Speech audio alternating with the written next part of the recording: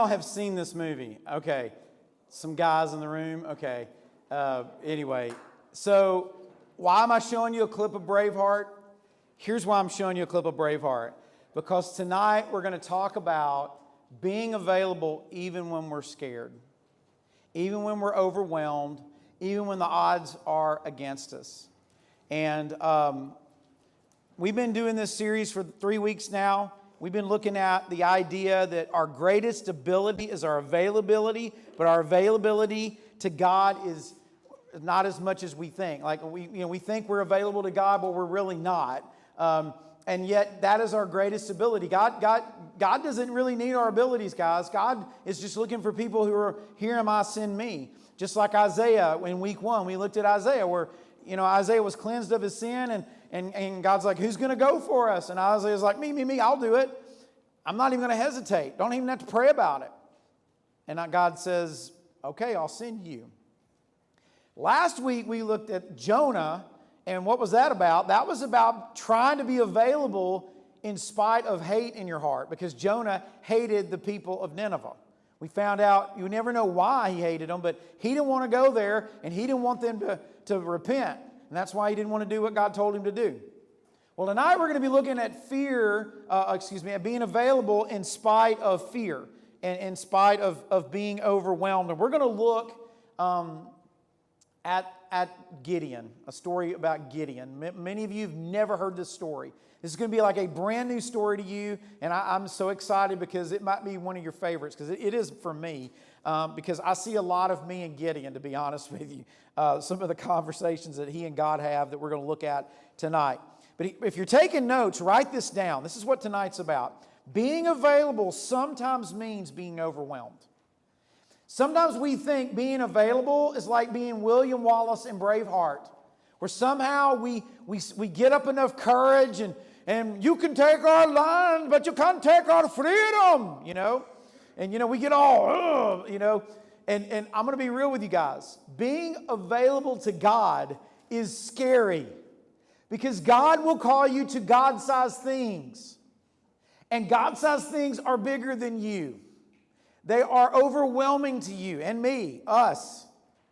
And it is scary. And sometimes we think, well, because we have fear, we don't have enough faith. And we can't possibly do what God would want us to do. For some of you, what is holding you back, the thing God has specifically told you to do, we could fill in the blank. It might be to give your life to Christ and really get serious about your faith. It might be to follow through in baptism. It might be to cross the hall and go talk to somebody that's mad at you, or that you're holding a grudge against, or forgive somebody. I don't know. There's a lot of things we can be scared of that God is tapping on our heart saying, you need to do this. You need to be available for this. And we keep saying, there's no way. How? How can I do that? How can I walk across and apologize to her? How can I take that step? How can I surrender my heart?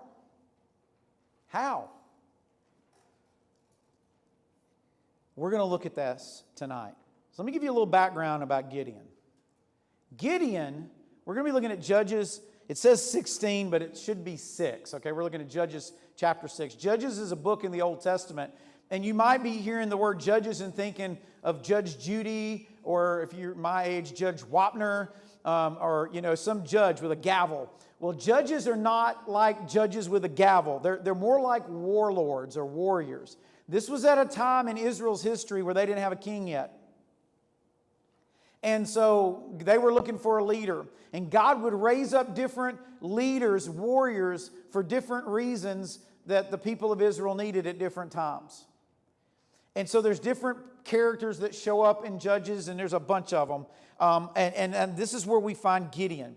So go to the next slide for me, Tucker. Let's look a little bit about Gideon's life. This is not necessarily on your handout, so you may want to write this down or put it, have it in the back of your mind. So first, click on the first thing. So Gideon ends up being a judge. I mean, he's not going to seem like it when we read about him here in a minute, but he ends up being a warlord, a leader, okay, that God appointed to free the Israelites from a situation that they were in.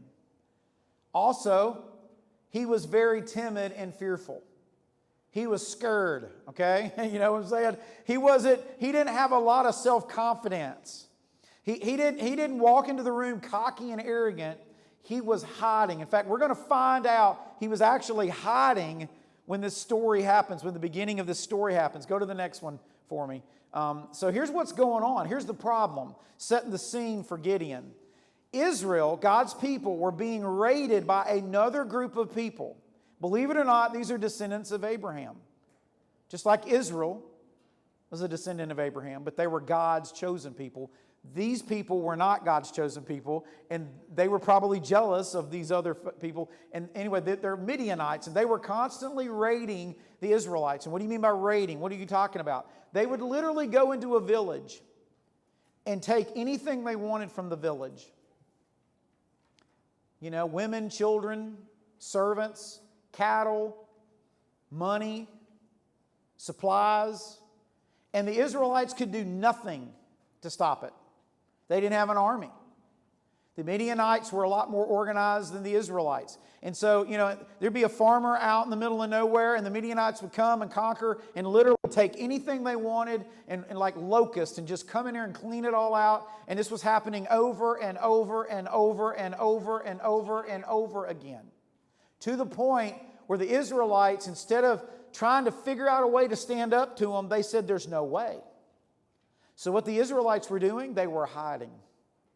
They started finding places in caves, in the mountains, to live, to hide. And we're going to find out that Gideon is actually hiding in this story. You ever had a bully come after you to the point where you just wanted to go hide? Wanted to quit school? Wanted to change schools? Wanted to change your name? I don't know. I've dealt with bullies in my life, trust me, and it's awful. The Midianites are bullies. That's what they are. But they're not just bullying and giving people wedgies and laughing or posting stupid things on social media. They're literally killing people. And the Israelites cannot stop it. And the Israelites start crying out to God, help, would you help, God, if you're real? You used to help us back in the day. Why won't you help us now? And that sets the scene for Gideon. The least likely person. If I was writing the Bible, somebody like The Rock would show up, he's ripped and he's like, hello, and he would come in and kick butt and take names, that kind of guy. That's not what the Bible does. The Bible literally goes to the least likely person, and God raises that person up to be a leader. I think the reason why a lot of us will like this story is because we can see ourselves in Gideon. So here's tonight's, message, points and all that we're going to hit on. These are 3 reminders from the story of Gideon. We're just going to walk through it. And here's the idea. When I'm trying to be available, but I am scared. When I'm trying to be available, but I'm overwhelmed, we need to remind ourselves of these 3 things. Maybe you're in the middle of a situation where God's telling you to do something and it's hard and it's overwhelming and you just don't see how it's going to work out. Man, this story's for you. Here's the first thing. First reminder. Write this down. This is important. God sees something in you that you cannot see in yourself. God sees something in you that you cannot see in yourself. Often, guys, God will see something in you that you're like, there's no way I'm the guy, I'm the gal, I'm the person, whoever. So let's look at Judges chapter 6, verse 12. Gideon was threshing wheat. Where do y'all think you thresh wheat at? Where do you think you go? On a farm where? Out in the open, in a field.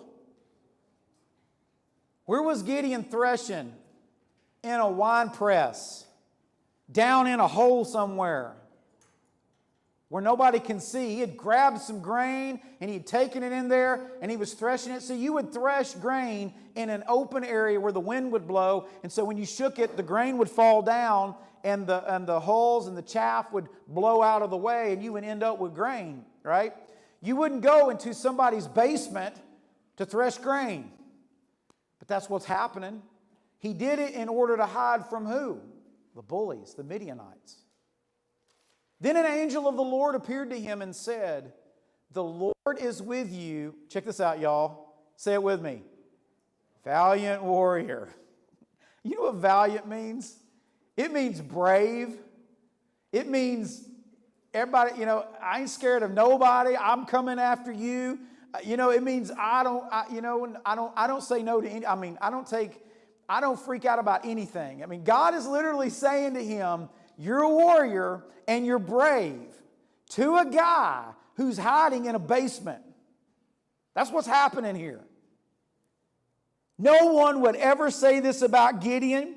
Gideon wouldn't say this about himself because Gideon was timid, he was unsure, he was scared.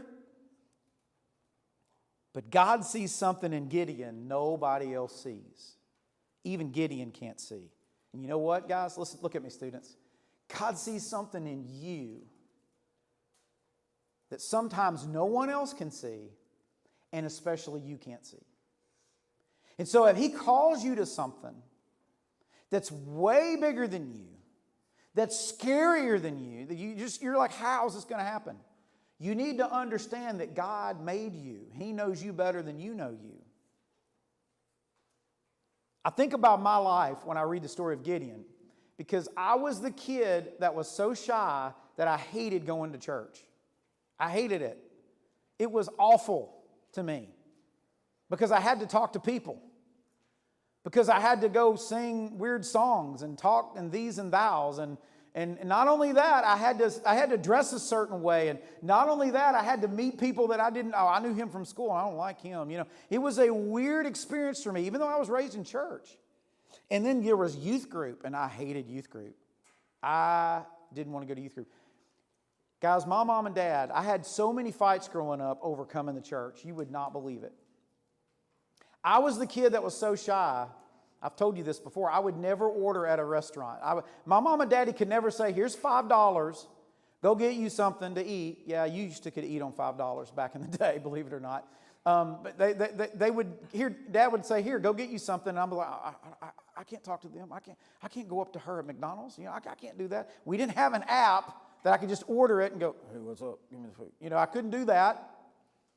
I was so shy and so scared, and I am the one that God said, hey, I want you to go I want you to minister in a place that you didn't like going to when you were growing up. I want you to be a leader and be vocal. I want you to be on a stage, you wouldn't even talk to anybody about anything. And guys, the reason I'm saying this to you, again, like I said last week, it's not because I'm all that. I'm saying it because I'm just like you. Nothing special. God's special. If He can use me, He can use you. Guaranteed.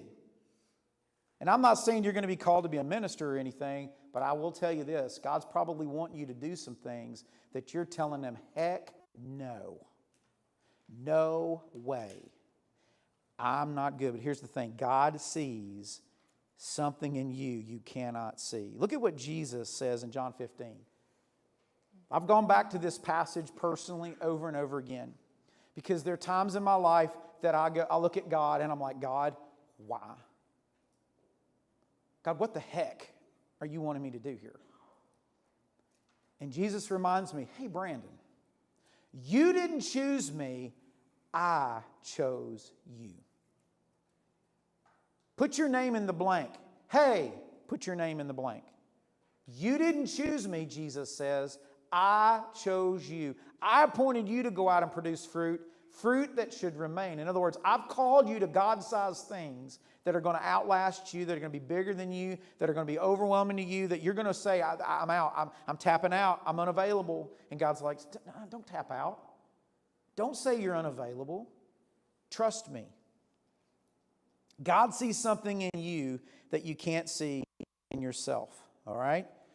Jesus chose you. Remember that. Here's the second thing. When you're wanting to be available, but you're struggling because you're just overwhelmed, God sees something in you can't see, number one. Number two, God isn't interested in your ability as much as He's interested in your availability. We've been saying this the entire series. You've probably heard it said, God can do more through you than you can ever imagine. Check out this next verse, verse 13. Gideon says to God, he's in the winepress. He's hiding. God's just called him a valiant warrior. Gideon says, Lord, if you're really with us, why has all this happened? In other words, if you're real, if I'm supposed to trust you, why are you letting the Midianites come in and destroy us?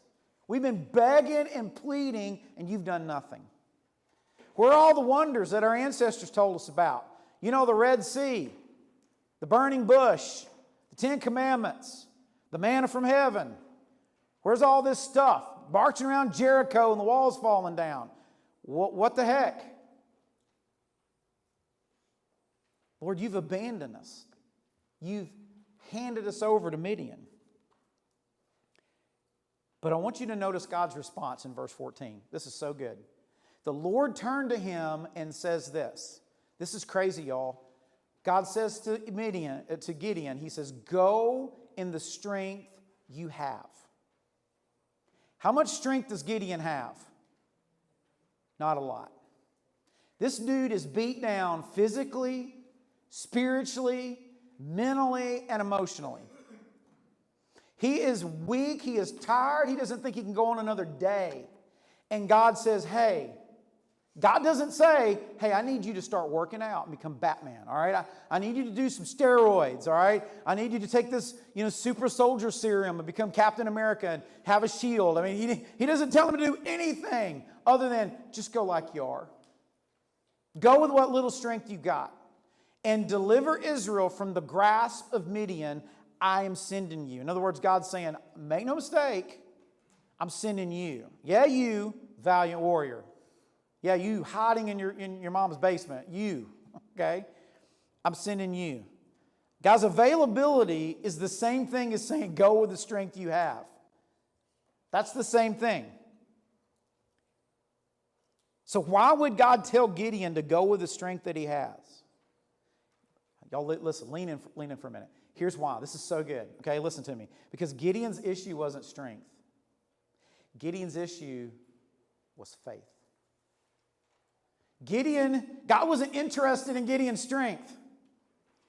It was the faith that Gideon didn't have. That was the problem. How much faith did Gideon have? Guys, how much faith does it take for God to do something incredible in and through your life? I want to show you something. Some of you know the Bible and you know where I'm going. Some of you are like, this is going to be brand new and it's going to blow your mind. It's pretty cool. So check this out. Check out this picture. This is a mustard seed. It's about the size of a BB.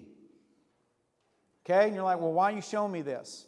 Because that little seed grows. If it's planted in the ground, and if the little thing is put in the right place, it becomes this.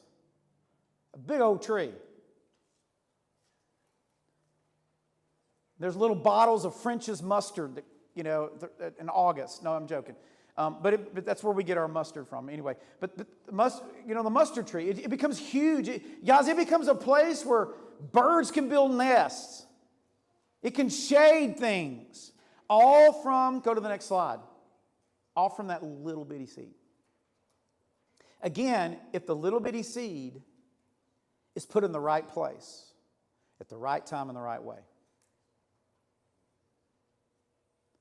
So check out what Jesus says in the New Testament about faith.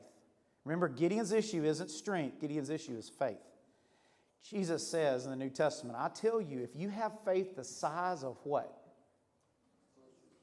See, if I was writing the Bible, I would have said, if you've got faith the size of a Grand Canyon, you can tell the mountain to move. I mean, that makes sense to me. Jesus is like, no, all you need is faith the size of what? A mustard seed, and you can tell this mountain, move from there, here to there, and it'll move. Nothing will be impossible for you. Guys, listen to me. This is so big. I didn't know this until, much later in my faith walk. It's not the size of your faith that matters, it's where you put it.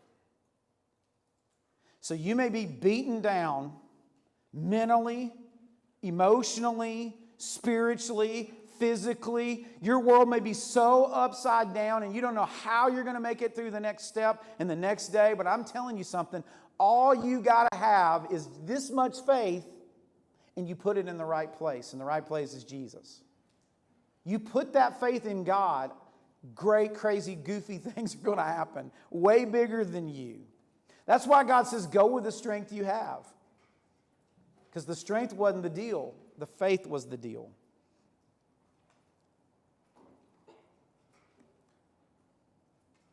Guys, what is the mountain in your life that needs to be moved? Who are the Midianites in your life? What is the thing that's got your number that you just have accepted? It's never going to be, I'm never going to beat this. I'm never going to be able to overcome this. I'm never going to be able to conquer this. I can't completely be available to God because of this. Well, God is here tonight to say, try me. All you need is this, say, faith the size of a mustard seed. And you put it in God, and great, amazing things will happen. Here's the third thing you need to know from this story. If you're trying to be available to God, but man, you're scared and what God's asked you to do just seems so big for you, you need to remember this. If God calls you to it, He will be with you through it, okay? These are all really cliche points tonight. So if you hate cliches, I'm sorry. But I remember stuff like this, and man, I've heard this said before. If God calls you to it, He'll be with you through it. Well, it's true. If God is the one that calls you to something, even if it's hard, even if it's bigger than you, He's not going to just say, well, good luck with that, bye, and run off. God's not going to run away, even though things get hard. Check out verse 15, chapter 6. God said to him, Gideon said to God, please, Lord, how? Everybody say how. You might want to circle that word how. This is important. We'll get back to it in a second. How can I deliver Israel? God had just told him, you deliver Israel. You are the one to conquer the Midianites. And Gideon's like, me? How? Look, dude, my family's the weakest in Manasseh, and I'm the youngest in my family. In other words, I'm the runt. I am a nobody. Dude, I'm in my mama's basement, okay? Playing Xbox and eating Pop-Tarts. I mean, I'm out, you know, like really, this is it. This is all I can do. And then look at what God says. I love it. But I will be with you. The Lord said to him, you're going to strike Midian down as if it's just one person. It's not going to be as hard as you think. Why? Because I'm going to be with you. You guys listen to me. This is so good. Man, this is so good. God spoke to me today about this in my own life and just reminded me of stuff. Gideon asked the wrong question. Gideon asked how when he should have asked who. Gideon's like, how can I do this? Which is what we do when God's leading you to do something. God, how can I go be a missionary? When God's calling you to be a missionary. God, how can I apologize to them when God's telling you to do that? God, how? Instead of, God, who's going to help me? And the answer is, God's going to help you. That's the deal. God is telling Gideon, it's not how can I, it's how can we, which is awesome. If God leads you to it, He's going to lead you through it. He's not going to run away. I love this story. I've told it so many times, and if you've heard it, just take a nap for a minute. Some of you have never heard this story, and it's profound in my life. I was probably in high school. My dad's not a big hunter. I had talked him into going hunting on our farm. My dad was exhausted from farming, didn't really want to go hunting, but he said, yeah, I'll get up at 3 in the morning and we'll go hunting. And so 3 in the morning came, my alarm went off, I knocked on his door, he didn't answer, which is very unusual because my dad always gets up before me, always. But I just decided, well, I guess he's too tired, and I'm old enough. I'll go, but I'm not scared or anything. I'll go by myself. I'm cool. So I get my gun and I get all my stuff together and I drive up to the north part of our farm and I get out of my truck And I go into the woods, and again, we're such great deer hunters, we don't have deer stands, okay? Tells you how serious we are about hunting. There's no stands. So I'm ground level, okay, where the deer can smell me, and probably wearing cologne or something, messing up the deer, I'm not going to kill a deer, all right? It's not going to happen. But I don't care. I'm out in nature, and it's good. That morning was a foggy morning. I mean, it was one of those. I'm in the edge of a field in a little nook where the deer seem to come out, and I've seen them before. I've seen their tracks. I've actually killed a deer in that little nook before, and so I'm thinking, I'm going to get a big one. I'm excited, and so I am dialed in. My truck is like 100 yards that way, parked, and I walked, and I'm in the edge of the field, and I'm dialed into this nook, and all I'm looking at is this nook. And the sun starts coming up, and it starts getting brighter and brighter. If you've hunted before, you know exactly what I'm talking about. You close your eyes for a second, and it's just really bright because, the sun's coming up. But there's still fog, and it's really a creepy, like a zombie apocalypse type feel, to it, And I'm sitting there, and I'm dialed in, and I'd probably been there an hour and a half. Sun's now up, but it's still foggy, but I can kind of see a little bit. And out of the corner of my eye, literally 10 feet from me, I thought I saw a person standing, and it freaked me out. I have a gun, y'all. I was tempted to just, what are you doing? Like, what's up? And I hear this voice, say anything. I was like, is that you, Batman? Like what is going on? It was my dad. And I'm like, how long have you been standing there? And he says, hour and a half. I'm like, what? Why didn't you come over and say something? He goes, Now that may be creepy to you. You know what? Your Heavenly Father is there. You may not can see Him, you may not can feel Him, but He's there. He says to Gideon, and He is saying to you, but I will be there with you. See, guys, when we choose to worry, when we choose to have anxiety, when we choose to be overwhelmed, we're believing one of three things. We either believe that God isn't real, in other words, there's no God, or we're believing that God is unable. He's real, but He can't handle this. This is bigger than Him. Or we believe that God is unreliable. God's just holding out on us. God doesn't really care about my situation. Guys, there's a lot of us that are going around saying we're Christians, but we have more in common with atheists. Because we're going around acting like God ain't real, God is unable, God is unreliable in our life. That somehow, if God said, go do this, and we know God said to do it, and we say, but how? If we were to take that step, that somehow God's going to say, well, good luck, and shove us out of the plane without a parachute.